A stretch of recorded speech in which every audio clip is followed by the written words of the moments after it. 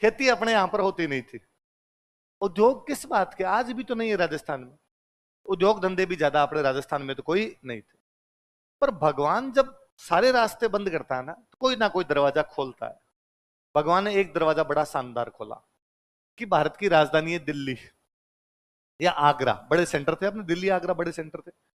व्यापारिक केंद्र कौन कौन से भारत में जहां पे अच्छा व्यापार होता है वो कौन सा है?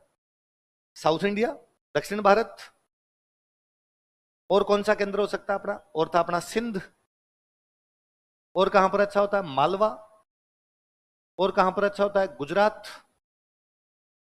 फिर यदि आगे जाना है आपको, उधर आगे तो अफगानिस्तान की तरफ या सेंट्रल एशिया।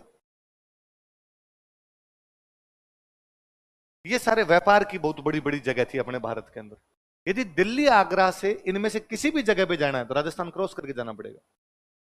यदि किसी को दिल्ली से सिंध जाना है तो राजस्थान आएगा। यदि दिल्ली से गुजरात जाना है तो राजस्थान आएगा। यदि दिल्ली से आपको मालवा जाना है मध्य प्रदेश वाला तो आएगा। यदि दिल्ली से साउथ इंडिया जाना है तो राजस्थान बीच में से क्रॉस होता था, इधर जालोर की साइड से होकर ये रास्ता था, इधर जाते। यदि दिल्ली से आपको पंजाब की तरफ जाना है तो राजस्थान आएगा। यदि दिल्ली से आपको मध्य एशिया की तरफ जाना है तो राजस्थान आएगा। अपने व्यापारिक के अंदर थे। कैसे थे? हम व्यापार के मार्ग पर आ रहे थे, इसलिए बीच बीच में मंडियां थी हमारी। छोटे छोटे कस्बे भयंकर मंडियां रही हैं हमारी। पाली, मालपुरा, कुचामन, राजगढ़, मंडावा, टूंडलोद, ये सारी मंडियां उस टाइम की। सारी जगह व्यापार हम करते। मैं कई बार सोचता हूं कि यार 1155 में जैसलमेर के राजा ने जैसलमेर का किला बनवाया। जैसलमेर के राजा ने जैसलमेर का किला कब बनवाया? 1100। तो राजा के पास रुपए कहां से आए? तो हम कहते हैं उसने टैक्स लिया जनता से। किस पे? खेती होती नहीं जैसलमेर में, अभी नहीं हो रही। तो आज के 1000 साल पहले तो वहां पर और ही नहीं हो रही होगी। उद्योग कौन सा उद्योग था तो फिर अभी कर लेता। पर जैसलमेर की लोकेशन बड़ी शानदार थी। यदि दिल्ली से किसी को सिंध की तरफ जाना है व्यापार करने के लिए, जैसलमेर बीच में, इसलिए जैसलमेर के राजा को राजस्थान में सबसे अधिक टोल टैक्स मिलता था। इधर से सामान उधर, उधर से सामान इधर, तो बीच के अंदर पड़ता था, इसलिए टैक्स लिया करते ये राजा जो अपने यहां पर होते। पर ये पूरा सिस्टम मैकेनिज्म था, केवल राजा की बस की बात नहीं है। राजा तो केवल क्या कर सकता है? राजा कहता भाई हमारे इलाके में से जब भी कोई व्यापारी जाएगा हम उसको सुरक्षा प्रदान करेंगे, इसके बदले में हमें क्या दो? टैक्स। तो व्यापारी क्या देते? टैक्स। अब फिर जैसलमेर में कोई एक व्यापारी बैठा है, उस व्यापारी ने दिल्ली वालों से और सिंध वालों से बात की कि देखो दिल्ली से डायरेक्ट सिंध जाएगा, टाइम लगेगा। तुम तो एक काम करो, दिल्ली से मेरे पास माल पहुंचाओ, मैं फटाफट माल पहुंचा दूंगा। सिंध सिंध वाले मेरे पास माल पहुंचाओ, मैं माल कहां पहुंचा दूंगा। अब मीडिएटर कौन बन गया? व्यापारी। राजा को मिलने लगा टैक्स, मीडिएटर को क्या मिलने लगा? व्यापार। अब जो अपना जैसलमेर में व्यापारी बैठा है, जो मीडिएट कर रहा है इनको बीच में से, इधर का सामान उधर, इधर का सामान उधर पहुंचा रहे, उसको मजदूर चाहिए। मजदूर भी कहां से आएंगे? जैसलमेर लोकल। उसने कहा भाई तेरे पास ऊंट गाड़ी है, ले तू आजा भाई, तेरी ड्यूटी है दिल्ली का माल लेके इधर से उधर जाना है। ऊंट गाड़ी वाले को कुछ ना कुछ मिल गया। अब एक सामान चढ़ाने वाला चाहिए, उसको मिल गया। पूरा मैकेनिज्म है, सब लोगों को रोजगार मिला हुआ है। अब अंग्रेज आए, अंग्रेजों ने आगे कुछ ही नहीं किया, एक सिंपल सा काम किया। उन्होंने बंदरगाह बना दिए। क्या बना दिए? पहले अपना ज्यादातर व्यापार हो रहा था स्थल मार्ग से। किसे हो रहा था? लैंड रूट से हो रहा था। अब अंग्रेजों ने बंदरगाह बनाया, सूरत डेवलप किया। बंदरगाह था पहले पर इसको ज्यादा अच्छा डेवलप किया। अंग्रेजों ने एक बंदरगाह बनाया बॉम्बे। बॉम्बे अब अंग्रेजों का बनाया हुआ बंदरगाह। अब जैसे ये बॉम्बे ये बंदरगाह बने, अब बॉम्बे से सिंध 35 किलोमीटर पड़ता है पानी में। कराची दिखता है पानी में सामने बॉम्बे से। इसलिए कोई आदमी महाराष्ट्र का यदि सिंध व्यापार करने जा रहा है तो वो राजस्थान क्रॉस करके क्यों जाएगा? वो पानी पानी में सामान भेज देगा। इसलिए बॉम्बे बंदरगाह बनते हम चौपट हो गए, हमारा व्यापार पूरी तरीके से क्या हो गया? समाप्त। पर अंग्रेज बड़े इंटेलिजेंट थे। अंग्रेज जानते थे कि राजस्थान का बिजनेस तो समाप्त हो गया, लेकिन इन लोगों के पास में बिजनेस सेंस बड़ा जोरदार है। यहाँ के लोग सदियों से व्यापार करते आए हैं, इसलिए व्यापार बहुत अच्छा कर सकते हैं। इसलिए अंग्रेज अपने किसी एक सेठ के पास आए, अपने पाली में किसी सेठ के पास, मालपुरा में किसी सेठ के पास, जैसलमेर के किसी सेठ के पास, डीडवाना के किसी सेठ के पास आए और आके उन्होंने कहा कि सेठ जी इधर तो दुकानदारी बंद है, आप एक काम करो दुकान बॉम्बे खोल लो, दुकान कलकत्ता खोल लो, दुकान इंदौर में खोल लो, दुकान आप सूरत में खोल लो। कि अंग्रेजों को लगता था यार अपने को भी तो अच्छे व्यापारियों की आवश्यकता है जो व्यापार कर सके। तो अपने सेठ ने कहा कि बात तो ठीक है, इधर दुकानदारी बंद है तो मैं बॉम्बे आके खोल लूं। पर भाई साहब यहाँ तो जमी जुमाई दुकान थी, 3 पीढ़ियों से काम कर रहा था। अब यदि मैं बॉम्बे जा खोलूंगा रुपए कहां से लाऊंगा? अंग्रेजों ने कहा लोन दिलवा देंगे बैंक से। अंग्रेज तब तक बैंक ले आए थे। उसने कहा पैसे डूब गए तो, अपने सबसे बड़ा डर यही होता है कि डूब गए तो, आप फीस जमा करा तो प्री फेल हो गए तो, आप तो कहते हो फाउंडेशन बेचे। हर आदमी डरता ही इन चीजों से। उसने कहा पैसे डूब गए तो अंग्रेजों का इंश्योरेंस, इंश्योरेंस कर देंगे हम, डूब गए तो भी इंश्योरेंस वाली कंपनी, इंश्योरेंस ले आए थे अंग्रेज तब तक। उसने कहा बस अब यहां तो मैं लोकल हूं, इसलिए ऊंट गाड़ी वाला भी जानता है, बैलगाड़ी वाला भी जानता है, सामान भेजना है ऊंट गाड़ी बैलगाड़ी में भेज दिया। बॉम्बे में किसको बुलाऊंगा? अंग्रेजों ने कहा है कहाँ ऊंट गाड़ी बैलगाड़ी, रेलगाड़ी आएगी तेरे तक, आएगी रेलगाड़ी, तू तो सामान चढ़ाना बस केवल उस पे। उसने कहा कोई लूटपाट कर ले, यहां तो राजा जानता है, और कोई लूटपाट कर ले मैं राजा को जाकर कह देता हूं, राजा मेरा सामान दिलवाता, चोरी चकारी हो जाए। अंग्रेजों ने कहा वहां हम ध्यान रखेंगे, सिक्योरिटी की पूरी गारंटी है। सेठ को पैसे मिले, सेठ को इंश्योरेंस मिला, सेठ को रेलगाड़ी मिली, सेठ को सिक्योरिटी मिली। हमारे सेठ सारे चले गए इंदौर, बॉम्बे, कलकत्ता। इसलिए भारत का ऐसा कोई शहर नहीं है जहां पे राजस्थान का कोई व्यापारी नहीं है। कहावत बन गई थी उन दिनों में कि जहां ना पहुंचे बैलगाड़ी वहां पहुंच गए मारवाड़ी, जहां ना पहुंचे बैलगाड़ी वहां पहुंच गए। और मैं तो आज भी कहता हूं आपको, आप तो भारत में चार इन लोगों को छोड़ दो, दो तो ये जो नए नए पैसे वाले हुए हैं, अंबानी और अडानी। अंबानी और अडानी, अंबानियों के पास पैसे आए हुए हैं 3 पीढ़ियां, अडानी के पास तो पैसे आए हुए हैं 2 पीढ़ी। दो और छोड़ दो जो पुराने पैसे वाले हैं, टाटा और अजीज प्रेमजी विप्रो वाले, इन 4 को छोड़ दो। बाकी भारत में किसी भी पैसे वाले के अंगुली अड़ाओ आप, वो राजस्थान का है। वो बोले बजाज है, वो बिड़ला है, वो मोदी है, वो पिरामल है, वो मित्तल है, वो झुंझुनवाला है, वो केडिया है, वो गोयनका है, वो पोद्दार है, वो भगत है। जो कोई भारत में पैसे वाला है वो राजस्थान का है। सारे के सारे बिजनेस ही अपने वाले कर रहे हैं। हर्षद मेहता वाली वेब सीरीज देखी? हर्षद मेहता, हाँ तो कुछ पूछ रहा है? यूं ही हाथ खड़ा किया था, थक गया था इसने यूं कर लिया। हर्षद मेहता वाली जो वेब सीरीज है, उसमें हर्षद मेहता के सामने जो ग्रुप लड़ रहा है, अजय केडिया, केडिया नाम बताया उसका, केडिया तो सिक्कर के यार केडिया। आप एफएम पे नहीं सुनते सारा दिन केडिया दा कोठी, केडिया दा कोठी एफएम पर आता रहता ना, तो वो केडिया ग्रुप है पूरा। तो मैं तो उस पूरी मूवी में हर्षद मेहता के खिलाफ हूं। वो भाई सब गुजराती हो गए, राजस्थानियों के सामने तू बिजनेस करेगा? बर्बाद किया हर्षद मेहता को, हमारे सामने नहीं। बिजनेस सेंस हमारे जैसा किसी का ही नहीं। 1903 में अंग्रेजों का एक गजट पास किया हुआ इलाहाबाद से, एक ऑर्डर निकाला, गजट का मतलब ऑर्डर।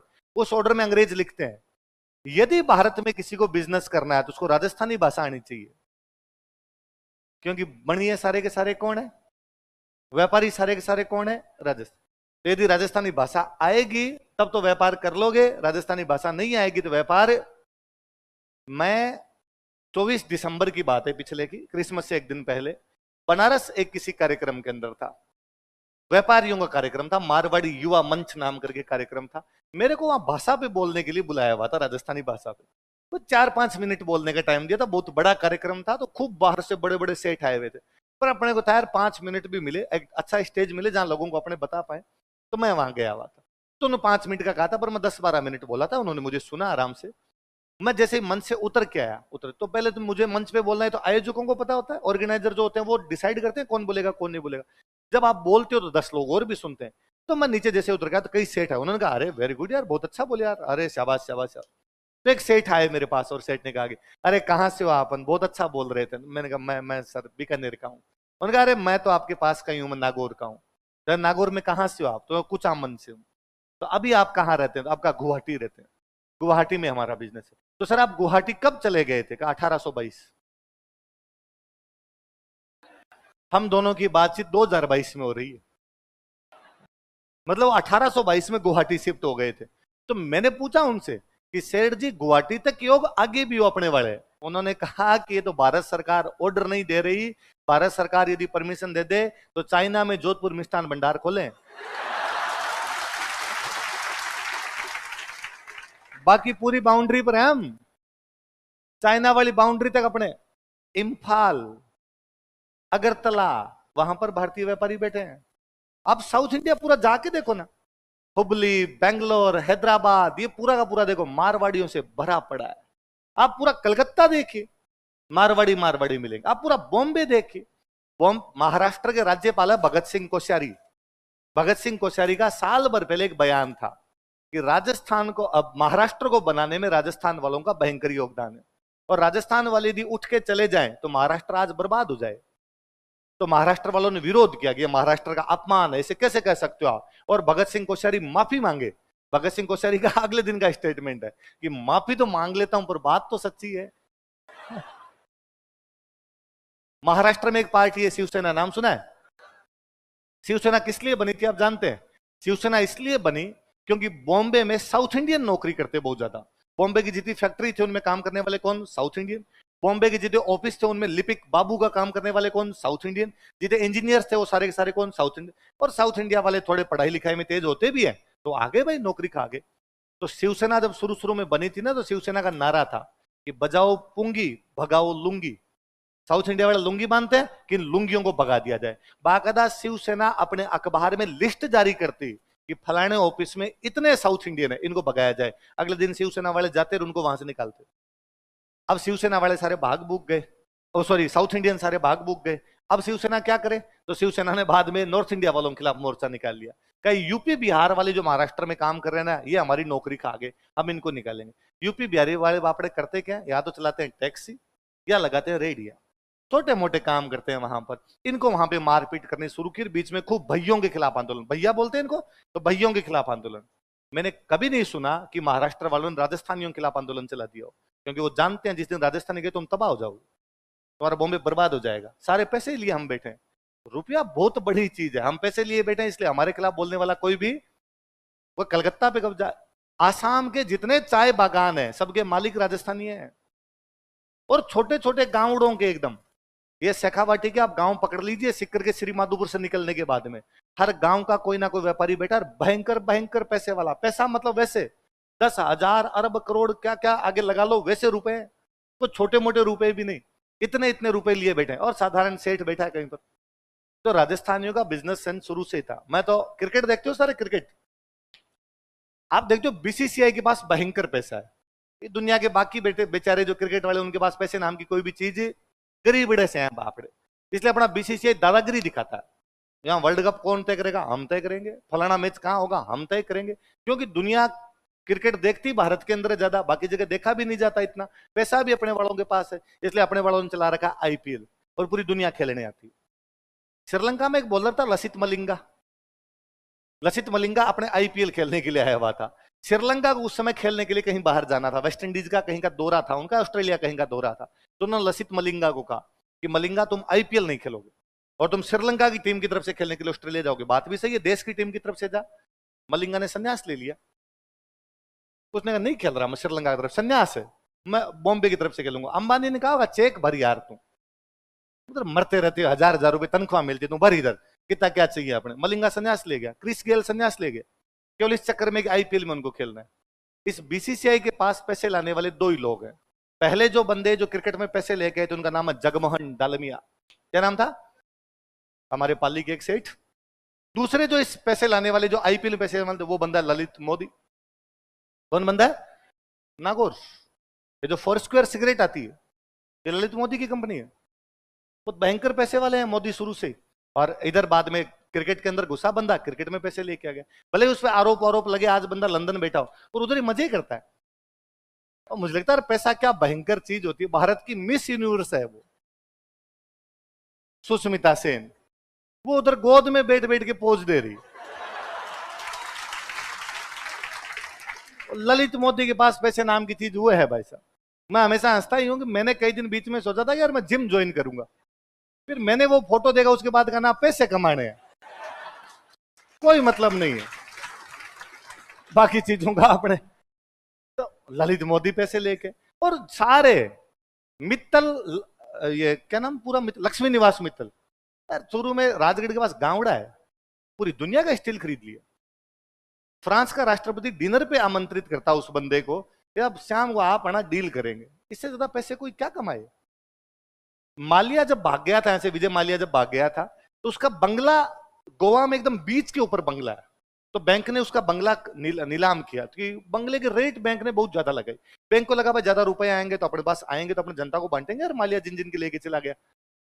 तो कहा बंगले की रेट वो, तो अखबार में आया कि भाई इतना महंगा बंगला कौन खरीदेगा, सरकार को ध्यान रखना चाहिए, थोड़ी जो रेट सही होनी चाहिए ताकि कोई खरीद सके। दूसरे दिन अखबार की न्यूज थी, अपना कोई ऐसा सेठ जिसका कोई नाम भी नहीं जानता वो खरीद गया। उससे ज्यादा रेट में, जितनी भी सरकार लगाई थी ना उससे भी ज्यादा पे खरीद गया वो। बैठा है सेठ कहीं पे, रुपए दबाए खूब सारे, उसने कहा ये ले, बीच में मिल रहा है क्या बंगला, ले जितने का उतने का हम खरीद लेंगे। मुकेश अंबानी ने अपनी बेटी की शादी की है, बेटी की शादी इस परिवार में की हुआ है, पिरामल। कौन सा परिवार है? झुंझुनू में गांव है बगड़। आप उस गांव में घुसिए कभी, आप घुसेंगे तब आएंगे। Piramal school, Piramal college, Piramal hospital, Piramal प्याऊ, पिरामल धर्मशाला, पिरामल अस्पताल, पिरामल रोड, सब कुछ ही पिरामल है। एक गांव का सेठ था, यहां से बाहर निकला, वहां पे जाके बिजनेस बिजनेस खड़े कर दिया आपने। और ये सारे छोटे छोटे गांव के सेठ है, डीडवणा के, कुचामन के, नावा के, डेगाना के, सुजानगढ़ के, राजगढ़ के, सरदार शेर के, रतनगढ़ के। तो सेठ पैसे वाले थे। सेठ सारे के सारे ब्रिटिश इंडिया में शिफ्ट हो गए। ब्रिटिश इंडिया में जैसे शिफ्ट हो गए, हमारा व्यापार वाणिज्य पूरी तरीके से क्या हो गया, चौपट। अब सेठ तो चला गया, मजदूर कहां से जाते, वो तो बेचारे बेरोजगारी हुए।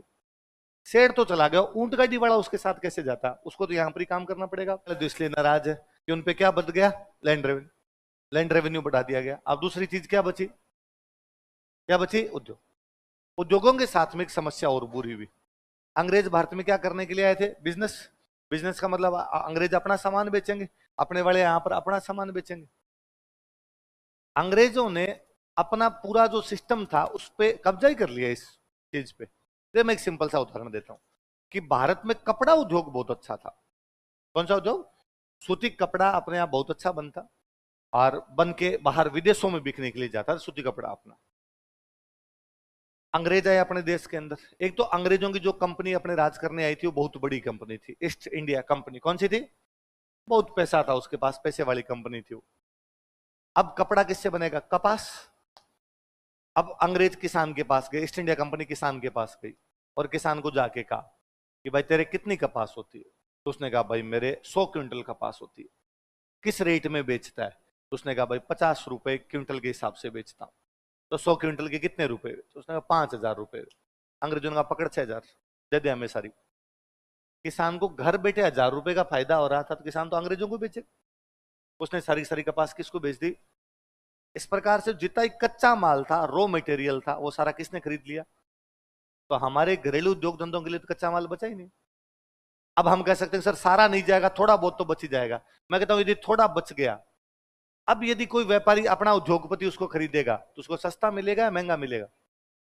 चीज कम, लोग ज्यादा, डिमांड ज्यादा, सप्लाई कम, तो रेट हमेशा क्या होगी, इंक्रीज होगी, रेट बढ़ जाएगी। इसलिए कच्चे माल की रेट बढ़ गई। अब मान लो मैं एक भारतीय उद्योगपति हूं और मैं कच्चा माल खरीद के लेके आया। अब यदि मैं कपास महंगी लेके आऊंगा तो उससे कपड़ा बना के बेचूंगा, सस्ता बेचूंगा कि महंगा। इसलिए मेरा सामान तो मार्केट के अंदर क्या हो गया, महंगा। अंग्रेज एक तो बल्क में लेके गए, खूब सारा लेके गए, फिर वो कंपनी बड़ी भी है इसलिए बहुत ज्यादा कपड़े एक साथ बनाती है, इसलिए वो अपने माल को महंगा बेचेगी कि सस्ता। इसलिए अंग्रेजों का माल हो गया सस्ता, हमारा माल क्या हो गया, महंगा। उसमें भी दूसरा, हम समय के साथ में भी नहीं चल पाए। दुनिया चेंज हो रही थी, हम चेंज नहीं हो पाए। इंग्लैंड के अंदर औद्योगिक क्रांति हो गई थी। क्या हो गई थी, वहां 1769 में मशीनें बनने लग गई। क्या बनने लग गई, मशीनें। पहले क्या होता था कि मान लो मैं कपड़ा बनाता हूं, तो कपड़ा बनाने का क्या तरीका है कि मैं कपास लेके आया, कपास से सूत बनाऊंगा। क्या बनाऊंगा, सूत। तो सूत चरखे से, तो मैं चरखा काटता, चरखा काटता, चरखा काट के उससे क्या बनाता, सूत। एक दिन में एक बंदा बैठ के उस चरखे को काटता, तो मान लो इतना सूत काट लेता कि एक शर्ट बन जाए। ये व्यवस्था इंग्लैंड के अंदर थी। लेकिन उन्होंने थोड़ा दिमाग लगाया, उन्होंने कहा यार इसको यूं चलाना, पूरे दिन एक आदमी चलाता रहता है, चलाता रहता है, चलाता रहता है, रस्सी धीरे धीरे धीरे धीरे वो घूमती है, साफ तो उसके साथ में घूमती। उनका यार इसमें कुछ ऐसा जोड़ दिया जाए, मशीन जोड़ दी जाए कि इधर से बटन दबाया जाए, अपने आप घूमे। वो बना गए उसको। अब वो बटन दबाता, कोई बटन दबाता तो अपने आप घूम रही थी। बस एक बंदे को ध्यान रखना था कि ये इधर आ गया तब इसको निकाल के रखना है, कपास इधर आ गई वापस निकाल के रखना है, अब इसको घुमाने की आवश्यकता नहीं। और वो इतनी तेज चलती है कि अब एक दिन में 50 शर्ट के जितना कपास काट देगी। मशीनें आ गई उनके पास, तो अच्छा कपास कतने लग गया। अपने वाला हाथ वाला इतना अच्छा नहीं कत रहा था, अच्छा कपास कत रहा था। फिर अब कपड़ा बनाओगे कैसे, शर्ट बनाना कैसे बनाओगे, तो अपने हाथों से बनाते। अंग्रेज मशीन लेके आ गए, अब मशीन से कर, एक मशीन से शर्ट बनाया हुआ है, एक शर्ट जो है वो मशीन से सिलाई की हुई है, एक शर्ट जिसकी सिलाई कैसे की हुई है। अच्छा कौन सा होगा, अपने हाथों से सिलाई कर रहे थे, धागा बाहर ही दिख रहा था, मोटी वाली सुई से धागे लगाए हुए। एक अंग्रेजों का शर्ट बन के आ रहा था, अंदर की साइड में धागा लगा हुआ, डबल तुरपाई की हुई। अब अपना एक बंदा सामान खरीदने के लिए मार्केट में गया, और मार्केट में सामान खरीदने के लिए गया, उसने जाकर भाई साहब शर्ट लेनी है। उसने कहा भाई दो है, एक तो अपने इंडिया वाली है, एक इंग्लैंड वाली। ये तो इंडिया वाली पड़ी, ये तो है 50 रुपए की, ये इंग्लैंड वाली पड़ी, ये है 12 रुपए की। कौन सी खरीद के लाए बंदा? भले कितना ही राष्ट्रवाद का भूत सवार होता हो, लेकिन रुपया तेरी तीखीदार, कट गए मुंशी थानेदार। पैसा बहुत बड़ी चीज है, जिधर पैसा कम लगेगा उधर बंदा। आप इसको एग्जाम्पल को यूं समझ लीजिए, अभी दीपावली आएगी थोड़े दिन बाद में, तो अपने व्हाट्सएप पर मैसेज आएंगे, दीपावली पर नहीं खरीदना है चाइनीज सामान, क्योंकि आप खरीदोगे चाइनीज दीपक, आप खरीदोगे चाइनीज लड़ियां, लड़ियां लगाते हैं अपने घरों पे रोशनी वाली, और चाइना इन रुपए से पता है क्या करेगा? चाइना इन रुपए से खरीदेगा हथियार, और उन हथियारों को हमारे सैनिकों के ऊपर चलाएगा, हमारे सैनिक होंगे शहीद। तुम्हारे रुपए से चाइना पैसे कमा के हमारे सैनिकों को मार रहा है। क्या तुम अपने सैनिकों को मरता हुआ देखना चाहते हो? और अपने व्हाट्सएप का मैसेज देखते अपने झरझरी उड़ती, आपको लगता है अभी बंदूक दे तो चाइना पे खुद चढ़ जाओ जाके, और आप सौगन खाते हो मन ही मन की, मैं अंग्रेजों, मैं चाइनीज सामान नहीं। उस टाइम अंग्रेजों का, आज किसका हो गया? वही चाइना का। अब आप दुकान गए और आपने दुकान जाकर मुझे घर पे रोशनी करने के लिए लड़ियां चाहिए, दुकानदार ने कहा पड़ी है, ले जाओ भाई साहब। कौन सी दूं? कौन सी मतलब क्या हुआ? उसने कहा एक तो अपने इंडिया वाली है, एक चाइनीज भी है। वो बंदा भी यूं तो राष्ट्रवाद है, पर बेच तो फिर भी रहा वो। तो हमने कहा नहीं नहीं चाइनीज नहीं, अपना दिखाओ, घरेलू माल दिखाओ, आप स्वदेशी खरीदेंगे, बाहर का क्यों खरीदें, दूसरों को कोई फायदा पहुंचाना। अगले ने कहा भाई मैं तो खुद ही बजरंग दल का कट्टर कार्य करता हूँ, अब मैं तो खुद ही नहीं बेचना चाहता, पर क्या करें साहब, ग्राहक लेते हैं, इस चक्कर में रखनी पड़ती है। आप बहुत अच्छा है, लो ये लो साहब, और शानदार चीज है, अपने देश के माल की कोई हो सकती है कि साहब? कितने रुपए की? तो ना रुपए 600 रुपए की, 600 रुपए की कितनी लड़ी लग जाएगी? उसने कहा कितना बड़ा घर? हमने कहा 4 कमरे हमारे, इतनी बड़ी दीवार। उसने कहा अरे फुल बच जाएगी आराम से, धीरे धीरे लगाओगे ना तो भी लग जाएगी। ये तो क्या विशेषता है उसकी? उसने कहा शानदार है, लाइट इतनी जोरदार करती है, दूर से भी देखो दिख जाएगी। कलर कैसा है? और कलर आप चूज कीजिए, कोई लीजिए, रेड लीजिए, ग्रीन लीजिए, येलो लीजिए, ब्लू लीजिए। मुझे लगता है रेड लो, अच्छा लगेगा, दूर से दिखेगा एकदम। आपने कहा और क्या वैसे? उसने कहा गारंटी है भाई साहब, 2 सीजन कहीं नहीं जाएगी, 2 दीपावली इन्हीं से आप निकाल दोगे। एक भी बल्ब फ्यूज हो जाए ना, आप तो मेरे पास आ जाना, वापस चेंज कर देंगे। आप लगा माल सही है, 2 सीजन तक चल जाएगी, शानदार प्रकाश देती है, पूरे घर पे लग जाएगी। पर फिर भी चूंकि हम ग्राहक होते तो हमारा मन करता ही है, और क्या ऑप्शन है? उसने कहा फिर वो चाइना वाला है, देख तो लो। तो उसने अपने सामने वो रखा, हमने पूछा ये, तो उसने कहा है तो लंबी, तो ये भी उतनी है, पर ऐसा आपको तो पता है चाइनीज माल चल जाए तो चांद तक, नहीं चले तो शाम तक, है ना, इसका कोई भरोसा तो है नहीं भाई साहब। हमने पूछा फिर भी? उसने कहा हाँ एक सीजन तो निकाल ही देती है, पर बीच बीच में कुछ मतलब फ्यूज हो जाते हैं थोड़े से ही। ये किस कलर में? उसने कहा कलर वाला ना पूछो आप, ये भाई साहब वैसे है, एक लाल एक हरा एक पीला एक नीला, एक लाल एक हरा एक पीला एक नीला, अलग अलग कलर में, 2 जलते हैं, 2 चस बुझ, 2 जलेंगे 2 बुझेंगे, 2 जलेंगे 2 बुझेंगे, पर गारंटी नहीं है भाई साहब। एक सीजन निकाल दे तो निकाल दे, अगला सीजन तो निकालेगी नहीं। हमने फिर भी पूछा कितने रुपए की? उसने कहा 132। आपके अंदर का राष्ट्रवाद मरता है पैसे के आगे। आप कहते हो कि ब्लैक पॉलिथीन में डाल, बाहर दिखनी नहीं चाहिए कि चाइनीज माल लेके आए थे। बस सेम बात है यार, उस टाइम भी तो अंग्रेजों का माल इतना ज्यादा आ गया था कि हमारे उद्योग धंधे क्या हो गए थे कि भाई अब अपने जब दुकानदार उसका सामान ही नहीं बिक रहा तो कितने दिन तक घाटे में चलाएगा? उसका माल महंगा है, क्वालिटी भी अच्छी नहीं है। अंग्रेजों का माल सस्ता है, उसकी क्वालिटी भी अच्छी है, तो कई दिन तो अपने वाले ने घाटे में चलाया। कब तक? 1 साल 2 साल, धीरे धीरे क्या हो गया, पूरा पूरा सिस्टम ही खत्म हो गया। फिर दूसरा, अब जो उन उद्योगों में अपने मजदूर काम कर रहे थे, वो मजदूर किधर जाएंगे? खेत। भाई मान लो हम 2 भाई हैं, एक भाई करता है खेती, एक भाई करता है फैक्ट्री में काम, उसकी फैक्ट्री बंद हो गई, वो कहाँ आएगा? खेत के अंदर आ जाएगा। खेत में एक भाई की आवश्यकता है काम की, लेकिन अब काम करने लगे 2। आगे आप पढ़ोगे छिपी हुई बेरोजगारी, प्रछन्न बेरोजगारी, हिडन अनएम्प्लॉयमेंट। लगता है कि 2 भाई काम कर रहे हैं, लेकिन 2 के काम करने की आवश्यकता। अब खेत छोटे होने लगे, खेत जब छोटे होंगे इनकम नहीं होगी, खेत तभी इनकम देंगे जब खेत क्या होंगे? बड़े। इसलिए खेतों पे बाहर बढ़ गया, एक अनार 100 बीमार, जमीन कम, लोग उस पे क्या आ गए? ज्यादा।